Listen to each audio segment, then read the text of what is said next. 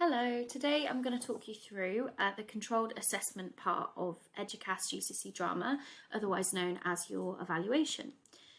So you've probably finished your devised performance and now your teacher is asking you to evaluate how well the performance went. In today's video I'm just going to explain to you how that works and some tips and tricks of how you might structure your response. So the objectives of this session are to reflect on your strengths and weaknesses, your areas for development in your devised performance, and to understand the requirements of this section of the course so that you can get your best grade possible.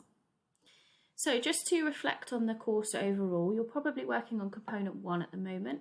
So you completed your devised performance worth 10%, your portfolio worth 20%, and now you're moving on to your evaluation, which is reflecting on the piece after it has been finished.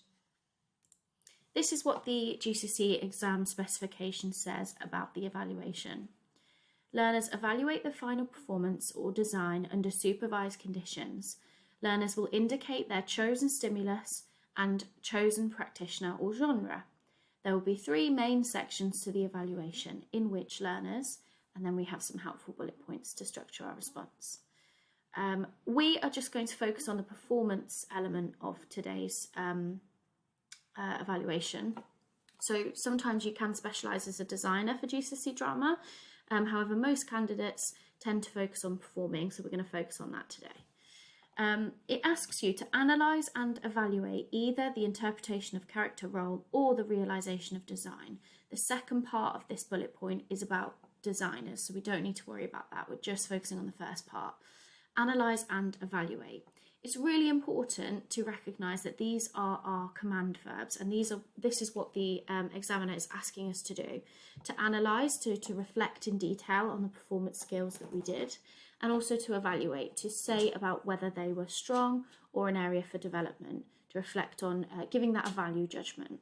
So in practice, what that means is you need to tell the examiner step by step in so much detail what actually happened on the day in that specific moment.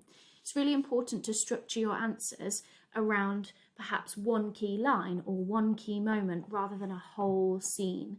Because if you attempt to talk about a whole scene, you're possibly going to find it too tricky to analyse in enough depth to get that top band answer.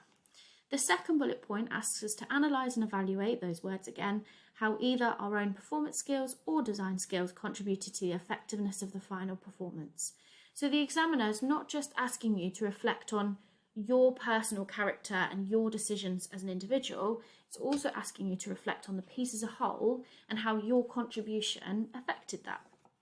And finally, to analyse and evaluate your individual contribution to the final performance, including how effectively they fulfilled their initial aims and objectives.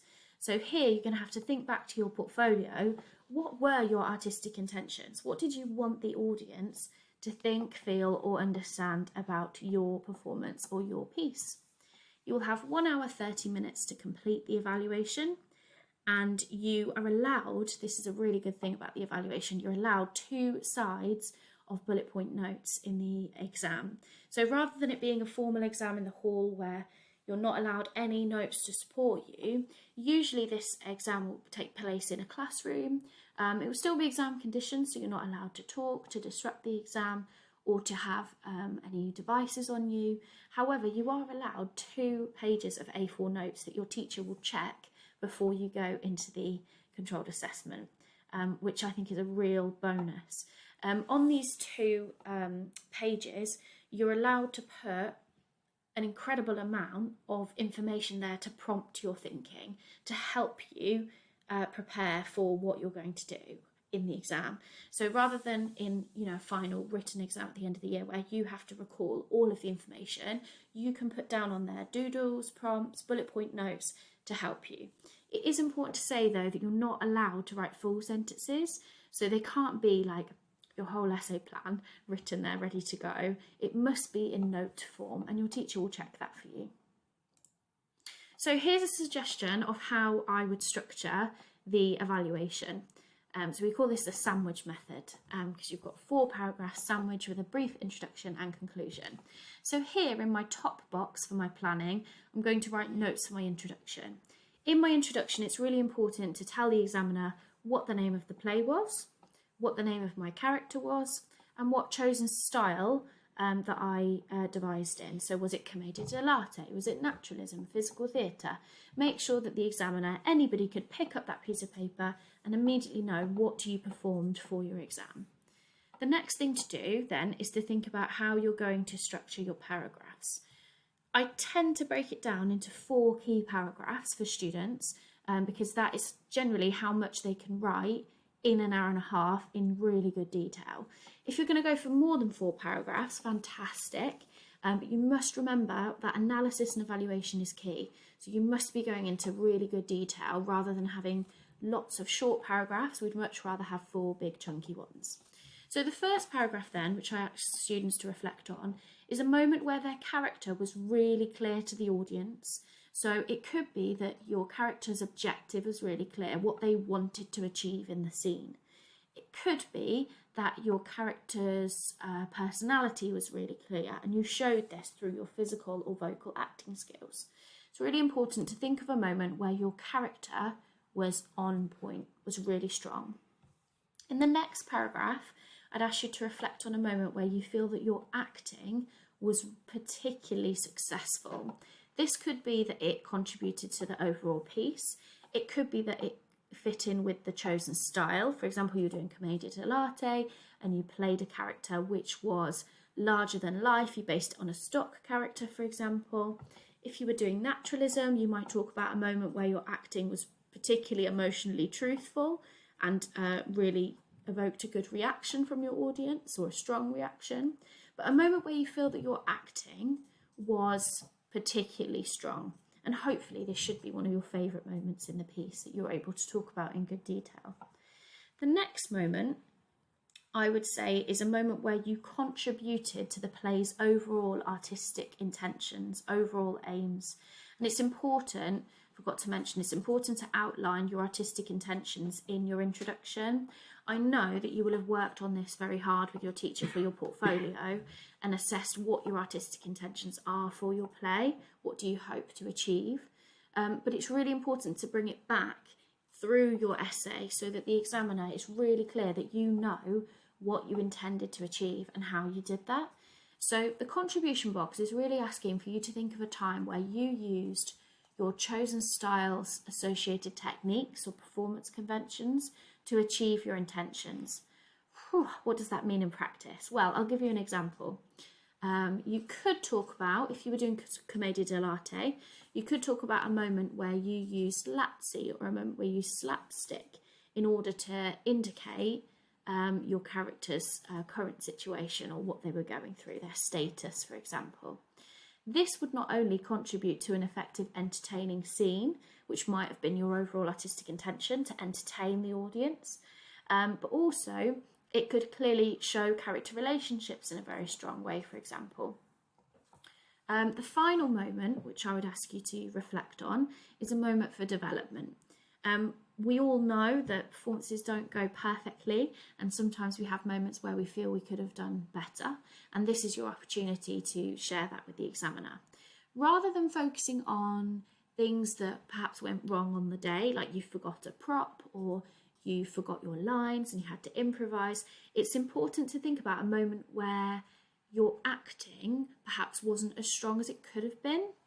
So rather than worrying about the practical aspects of the performance, we're interested in the creative side. So where were your choices perhaps hindered by your nerves or hindered by the fact that you weren't sure what to do for that transition? So it's important to focus on skills here. So tone, tempo, proximity, gesture, gait, emphasis, for example. So you could think about a moment where you feel that your acting could have been stronger. It's really important that you say what the impact of that could have been.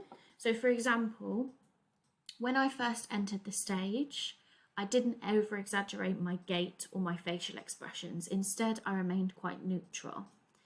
To improve this moment, I could have blah, blah, blah, add in skills, add in some good level analysis. The impact of this would have been or could have been, and then refer it back to your audience again. Talk about how that would have made your character's objective clearer, how it would have helped the audience to understand your character right away, how it could have contributed to the exposition of the story in terms of a story arc. Would it help the audience understand who you were, for example, or what was happening in a quicker, more clear and succinct way? And finally, at the bottom here, you're going to talk about a conclusion. Your conclusion should not introduce any new information or any new points, but should be quite a personal reflection on how you think the play went overall. So this doesn't have to be as detailed as your 4 chunky paragraphs.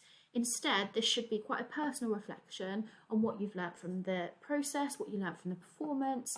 You could talk about how you felt once the performance was done, whether you were proud of yourself.